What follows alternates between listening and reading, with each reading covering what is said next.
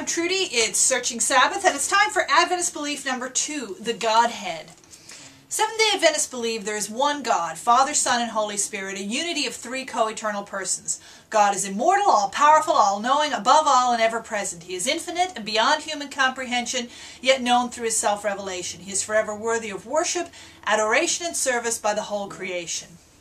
In other words, Adventists are pretty solidly in line with traditional Trinitarian Christian doctrine. And I'm completely cool with that.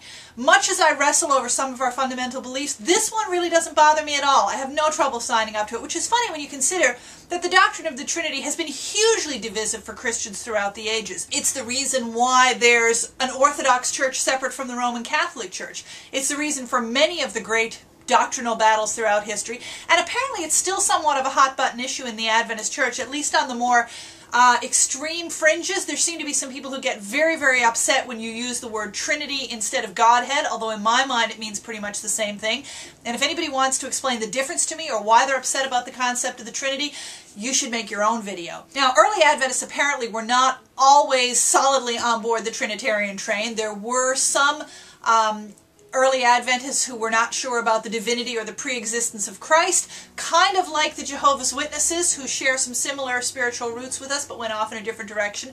However, by the time they formed as a denomination, Adventists had pretty solidly decided to believe in the Father, Son, and Holy Spirit, just like the majority of Christians. So even though we may quibble over the terms, we somehow nearly all as Christians accept this bizarre and really hard to explain idea that God is one God in three persons. It's pretty clear from the New Testament that the early Christians were using this Trinitarian formula of talking about the Father, Son, and Holy Spirit from the very earliest times, even if they didn't really have the theology all worked out. And I think today we still really don't have the theology all worked out. I think it's a shame that Christians argue with each other and split churches over things to do with the doctrine of the Trinity, because to me it seems like our best guess, our best human attempt at explaining something that's deeply inexplicable, which is the nature of God. It's interesting to note that with the Adventist fundamental beliefs, just as they don't waste much time explaining why we should believe in the Bible, they also don't really waste much time over the existence of God. The existence of God is taken as a given, and we jump into believing in the Trinitarian nature of God. That's a huge hurdle for some people.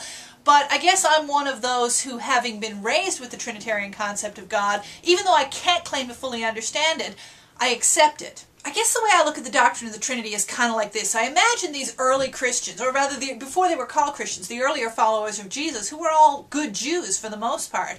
And I think people who talk about, pagan roots for the Christian story really ignore the fact that Christianity started out as a Jewish sect with solid Jewish roots, and of course the defining characteristic of Judaism in that time was its monotheism. So here were these followers of Jesus saying, we absolutely believe in one God. That's what our fathers have taught. They've died for the right to worship one God.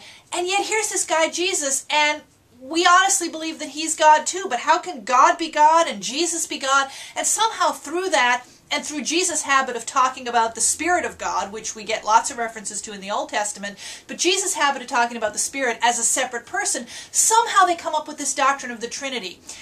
And rather than splitting churches or getting into arguments with people to prove that my view of the Trinity is right, I think we should just adopt an incredibly humble and open attitude to the whole concept of the nature of God. The concept of one God with three persons yet one being is really, really complicated and difficult to grasp, but I wouldn't have any faith in a concept of God that was easy to grasp. I would assume that the nature of God must be far more complex than I can understand.